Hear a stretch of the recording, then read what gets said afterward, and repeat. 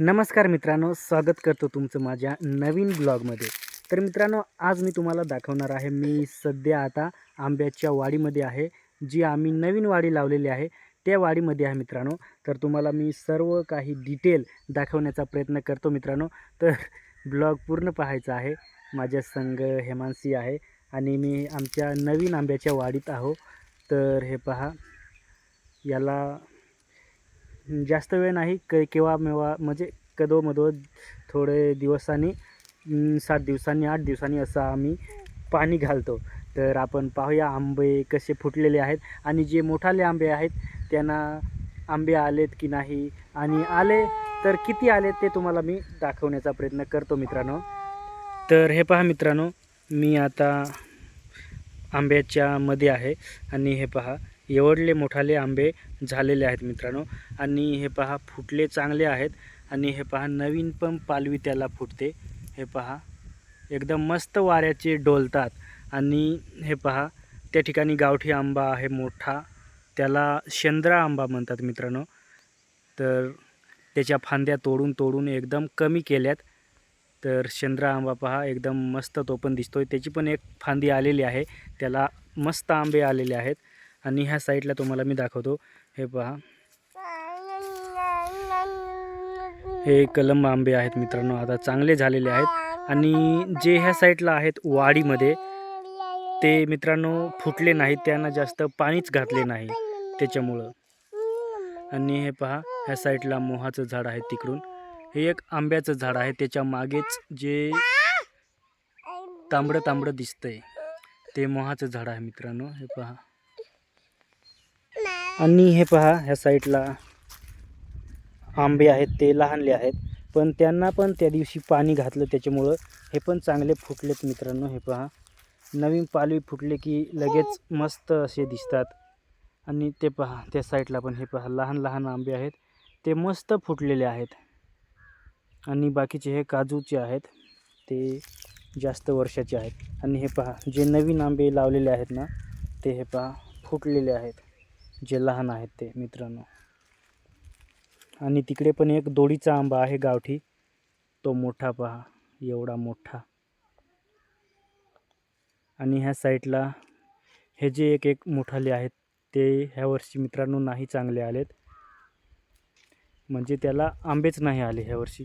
आणि हा एक आला, म्हणजे तो पातळ आहे, तुम्हाला दाखवतो थोडं जवळ जाऊन. तर याला किती 2-3 आंबे आलेले आहेत, मध्ये पण 3-4 आहेत, म्हणजे साधारण 10-12-15 आंबे असतील. हे पहा.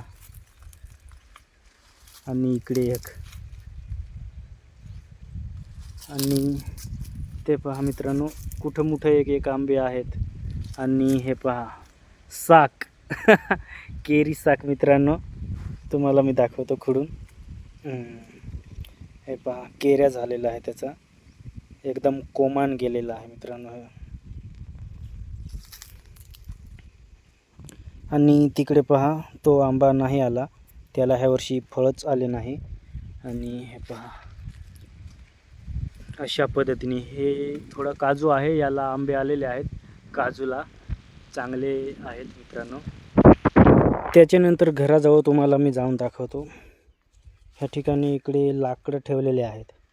आणि हे पहा मित्रांनो, ह्या छोट्याशा आंब्याला, केसर आंब्याला मस्तपैकी आंबे लागलेले आहेत. साधारण इथं 2-3 आंबे आहेत, हे पहा. त्याच्यानंतर इकडे इकडे आहेत, आणि इकडे पण एक एक आहेत मित्रांनो. हे पहा. आणि इकडे याच्यामध्ये जाळीमध्ये पण एक आहे. लहान लहान मुलं खुडतात, त्याच्यामुळं इकडे झाकून दिलेले आहेत. आणि ह्या ठिकाणी हे कोंबड्यांना पाणी ठेवलेले आहे, कारण उन्हाळ्याचे दिवस आहे, त्याच्यामुळं पक्ष्यांना म्हणजे कोंबड्यांना पाणी प्यावं लागते, त्याच्यामुळं हे डबकं भुईमध्ये पुरून घातलेलं आहे. हे पहा, अशा पद्धतीने. त्याच्यानंतर ह्या साईडला आपण पाहू. हे पहा, हो एक पण इकडे पण केसर आंबा आहे, त्याला पाणी नाही घातलं, त्याच्यामुळं आता तो जास्त फुटलेला नाही मित्रांनो. हे पहा, आणि ह्या साईडला पहा कसं नेचर दिसतंय. एकदम इकडं मोकळं झालेलं आहे. आता भातं सर्व कापलेले आहेत ना त्याच्यामुळं. आणि ह्या साईडला पहा इथं 2 कुंड्या मुंगाच्या आम्ही पेरल्या आहेत. त्याच्यामुळं इथं थोडं हिरवळ आहे.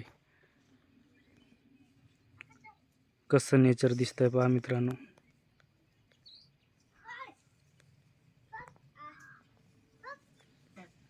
आणि हे पहा पावसाळ्याचं साधन फाट्या बिट्या फोडून ठेवलेले आहेत इथं. त्याच्यानंतर हे पहा शेंद्रा आंबा तुम्हाला सांगितलं होतं मगाशी, त्याची एक फांदी आलेली आहे. त्याला आंबे पण आलेले आहेत. हे पहा इथं थोडे आहेत आणि त्याच्यानंतर इथं पण थोडे आहेत आंबे. जास्त आले नाहीत, एकच फांदी आलेली होती. तर हो शेंद्रा आंबा आहे, एवढा मोठं बूड.